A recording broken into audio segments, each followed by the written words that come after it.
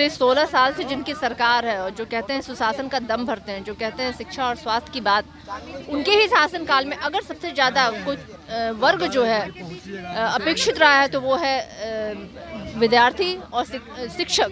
नीतीश कुमार मुर्दाबाद, मुर्दाबाद, मुर्दाबाद। नीतीश कुमार हाय हाय हाय हाय। लगातार वो अपनी मांगों को लेकर के सड़कों पे उतरे भी है और बदले में ये सरकार ने क्या दिया? लाठीचार्ज दिया है, डराने का काम किया है, धमकाने का काम किया, आपको आंदोलन में ना शामिल, आपको आपराधिक तत्व में लिस्ट में शामिल करने तक की उन्होंने धमकी दे दी है। शर्म करो, शर्म करो। लेनी होगी, लेनी होगी। करनी होगी। नौकरी देना नहीं चाहते हैं, वो फैसले लेना नहीं चाहते हैं। मजबूरी कुछ नहीं है, सब कुछ उनके हाथ में, एम्पावर्ड है भाई, वो सत्ता में है। वो चाहे तो एक सिग्नेचर के साथ इनके भविष्य का वो निर्णय ले ले, लेकिन हो क्या रहा है? मैट्रिक की परीक्षा के प्रश्न पत्र लीक हो जा रहे हैं, इंटर के हो जा रहे हैं, दरोगा के हो जा रहे हैं, सिपाही की हो जा रही है, बीपीएससी के आपने देखा कि कल इतना मतलब रिपोर्टेड एग्जाम्स होती हैं, उसके परीक्षा प्रश्न पत्र जब लीक हो जा रहे हैं तो सरकार जो कहते हैं ना एक जगह से केंद्रित है, सरकार की जो है ना सारी रणनीति तय हो रही है। वो लोग एक विशेष प्रदेश को ही सिर्फ फैलाना और फुलना चाहते हैं। प्राथमिक की भर्ती देनी होगी, देनी होगी, देनी होगी। मंत्री मुर्दाबाद, मुर्दाबाद, मुर्दाबाद। शिक्षा मंत्री हाय हाय हाय हाय। नमस्ते, मेरा नाम आदित्य है और आप सभी का द पंचायत में स्वागत है। अभी हम सीटेड बीटेड जो शिक्षक अभ्यर्थी हैं गर्दनीबाग धरना स्थल पे ये लगातार 3 साल से बैठ रहे हैं, लगातार 3 दिन से नहीं 3 सालों से, और लगातार ये लोग रोड पे भटक रहे हैं, ठोकरे खा रहे हैं, इधर उधर भटक रहे हैं। रात का खाने का टाइम भी इन लोगों के पास नहीं रहता है। अब सोचिए, आप तो घर में बैठ के खाना खाते होंगे, जो शिक्षक अभ्यर्थी सुबह से रात यहीं पे बैठे रहते हैं इस गर्मी में, और यहाँ पे कुछ भी व्यवस्था नहीं है। इसके बाद नेता प्रतिपक्ष भी इस पर सवाल उठाते रहते हैं। अपने आज प्रवक्ता को भेजे हैं, जो सारिका पासवान राजद के प्रवक्ता हैं। सारिका पासवान जी यहाँ पे आई हुई शिक्षक अभ्यर्थियों के बीच में इनसे बात करने के लिए, इनको आश्वासन देने के लिए। तो हमारे साथ सारिका पासवान इनसे बात करते हैं और जानते हैं आगे की रणनीति क्या है और जो शिक्षक अभ्यर्थी हैं आगे क्या क्या रणनीति अपनाएंगे। मैम, सबसे पहले स्वागत है आपका हमारे चैनल पे। जी धन्यवाद।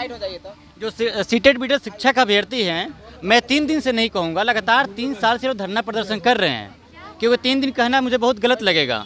3 सालों से रोड पर भटक रहे, इस पर क्या कहना चाहेंगे?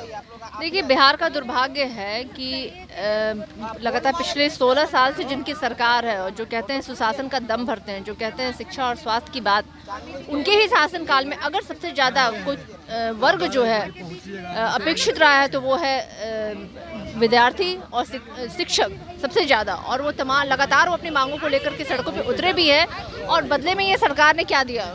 लाठीचार्ज दिया है, डराने का काम किया है, धमकाने का काम किया, आपको आंदोलन में ना शामिल, आपको आपराधिक तत्व में लिस्ट में शामिल करने तक की उन्होंने धमकी दे दी है। आपको भविष्य में कभी नौकरी में आप सम्मिलित नहीं हो सकेंगे, यहाँ तक की धमकी उन्होंने दी है।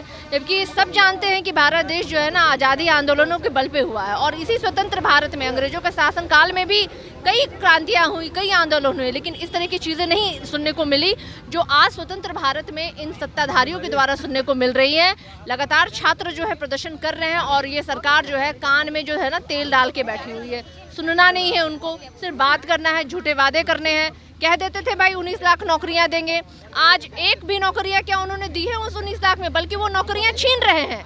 और जो परीक्षार्थी परीक्षा पास करके निकल रहे हैं वो अगर अपने हक की लड़ाई लड़ रहे हैं तो उन पर लाठीचार्ज की जा रही है। तो दुर्भाग्य है, ये बहुत बड़ा दुर्भाग्य है बिहार के लिए। और इस तरह से डबल इंजन की सरकार, जिनकी कि केंद्र में सरकार है और बिहार में भी सरकार है, और वो ऐसे निर्णय नहीं ले पा रहे। निर्णय की जगह पे इन बच्चों को लाठियों से और इस तरह से वो स्वागत कर रहे हैं। तो मुझे लगता है इससे बड़ा दुर्भाग्य और काला दिवस के रूप में बिहार को नहीं जाना जा सकता। मैम, आखिर शिक्षा मंत्री विजय चौधरी जी कैसे क्या मजबूरी है जो इन शिक्षक अभ्यर्थियों का 7th फेज का नोटिफिकेशन जारी नहीं कर रहे हैं? ऐसी क्या मजबूरी है उनके सामने? मजबूरी नहीं है, कहते हैं ना विल पावर नहीं है, मतलब नौकरी देना नहीं चाहते हैं, वो फैसले लेना नहीं चाहते हैं। मजबूरी कुछ नहीं है, सब कुछ उनके हाथ में, एम्पावर्ड है भाई, वो सत्ता में है। वो चाहे तो एक सिग्नेचर के साथ इनके भविष्य का वो निर्णय ले ले, लेकिन हो क्या रहा है? मैट्रिक की परीक्षा के प्रश्न पत्र लीक हो जा रहे हैं, इंटर के हो जा रहे हैं, दरोगा के हो जा रहे हैं, सिपाही की हो जा रही है, बीपीएससी के आपने देखा कि कल इतना मतलब रिपोर्टेड एग्जाम्स होते हैं, उसके परीक्षा प्रश्न पत्र जब लीक हो जा रहे हैं तो सरकार जो कहते हैं ना एक जगह से केंद्रित है, सरकार की जो है ना सारी रणनीति तय हो रही है। वो लोग एक विशेष प्रदेश को ही सिर्फ फैलाना और फुलना चाहते हैं, बाकी समस्त बिहार को इग्नोर कर रहे हैं, दरकिनार कर रहे हैं, नज़रअंदाज कर रहे हैं। अब भाई इनके शासनकाल में आप नौकरी नहीं मांग सकते हैं। अगर आप नौकरी मांगिएगा भाई तो आपको अपनी पीठ मजबूत रखनी पड़ेगी इनके डंडे सहने के लिए। आप लोग विपक्ष में, लेकिन हम लोग जो है ना, बिहार के लोग मजबूत हैं, हमेशा से क्रांति में हम लोगों ने हमेशा पार्ट किया है और ये हम लोगों के मनोबल को तोड़ नहीं सकते हैं। चाहे वो हमारे जो माननीय सदन से बाहर फेंके गए हों, चाहे हमारे सड़कों पे हमने लाठी खाई हो, हम तैयार हैं, अपने संघर्ष को हम रुकने नहीं देंगे और ना ही हम इनके सामने झुकेंगे। मैम लगभग 3.5 लाख शिक्षक का पोस्ट खाली है, इन लोगों की मात्र संख्या 1.5 लाख है। आखिर इन लोगों की भर्ती प्रक्रिया क्यों नहीं शुरू हो रही, क्यों नहीं भर्ती हो रही है जब इतना पद खाली है? तो मैंने बोला ना कि वो करना नहीं चाहते हैं। उनमें ऐसे थोड़ी कहा जाता है कि माननीय मुख्यमंत्री जी थक गए हैं, थके हुए हैं वो, क्योंकि अगर उनकी इच्छा होती, अगर उनमें ये होता कि लोगों को नौकरी देनी है तो अभी तक वो निर्णय ले लिए होते। लेकिन पूरा सिस्टम जो है अगर चरमराया है, अगर नीति रिपोर्ट की आयोग की रिपोर्ट अगर आप देख लें तो हर पैदान पे बिहार पिछले पैदान पे है। तो ये तो इसी सरकार की देन है ना। 16 साल से ये सत्ता में काबिज है, बावजूद ये रोना रोते हैं पिछले 15 सालों का। समझ में नहीं आता है भाई, आपने 16 साल में आपकी क्या उपलब्धि है, क्या आपने काम किया बिहार के विकास के लिए, वो इनके पास है नहीं बोलने के लिए। एक उपलब्धि पे ये बात नहीं कर सकते हैं तो ये टाल मटोल कर रहे हैं, बरगला रहे हैं। वोट लेना होता है तो घर घर जाके ये वादे करते हैं, मंचों पे खड़े होकर बड़े बड़े वादे करते हैं, लेकिन जब वादा पूरा करने का बारी आता है तो मुंह चुराने लगते हैं ये लोग। तो ये ठगबंधन की सरकार, इनसे उम्मीद क्या की जा सकती है? मैम एक तरफ सरकार कहती है कि लोग बेटियों को आरक्षण दे रहे हैं, लड़कियों को पढ़ा रहे हैं, बेटी बचाओ बेटी पढ़ाओ, और इन्हीं बेटियों को रोड पे उतार कर इन्हीं को लाठी डंडा से पुलिस के द्वारा पिटवाई जा रही। कितना उचित है ये? और इस बात को लेकर आप लोग कितना विपक्ष में है, वो इस मुद्दे को कितना उठाएंगे आप लोग, कैसे उठाएंगे? विपक्ष लगातार आवाज़ उठा रहा है, सदन से लेकर सड़क तक हम इसके लिए आवाज़ उठा रहे हैं। आपने देखा होगा हम संघर्ष में कहीं पीछे नहीं रहे हैं। लेकिन दुख की बात है कि ये लोग कहते हैं बेटी बचाओ बेटी पढ़ाओ, और इसी प्रदेश में सबसे ज़्यादा बेटियों पे आज दुष्कर्म के कार्य हो रहे हैं, कांड हो रहे हैं, हत्या हो रही है, उन पे सामूहिक बलात्कार हत्या कर दी जा रही है और सरकार जो है कुछ नहीं कर पा रही है। आज यहाँ लॉ एंड ऑर्डर नाम की कोई चीज़ नहीं है, कानून की काली किताब मानो खुली पड़ी हुई है। यानी कि आप अंजाम दीजिए और आप सुरक्षित रहिए। कहीं ना कहीं लगता है कि पूरी की पूरी सत्ता प्रशासन जो है वो एक विषय पे सिर्फ है, दारू पकड़ना है। क्योंकि एक दारू का अवैध कारोबार जो बिहार में चल रहा है वो ऐसे नहीं चल रहा है, कहीं ना कहीं सत्ता के संरक्षण तो चारों तरफ से चल रहा है ना, उसका कहाँ बंद है दारू? भाई हम तो कह रहे हैं दारू और शराबबंदी जैसी चीज़ कहाँ है? 40,000 करोड़ का एक समानांतर यहाँ पे एक पैरेलल इकोनॉमिक चल रही है, तो दारू बंद कहाँ है? वो काली कमाई जो है वो सरकार के खाते में जा रही है, जिससे कि ये सरकार फल और फूल रही है सिर्फ और सिर्फ अपना स्वार्थ लाभ के लिए।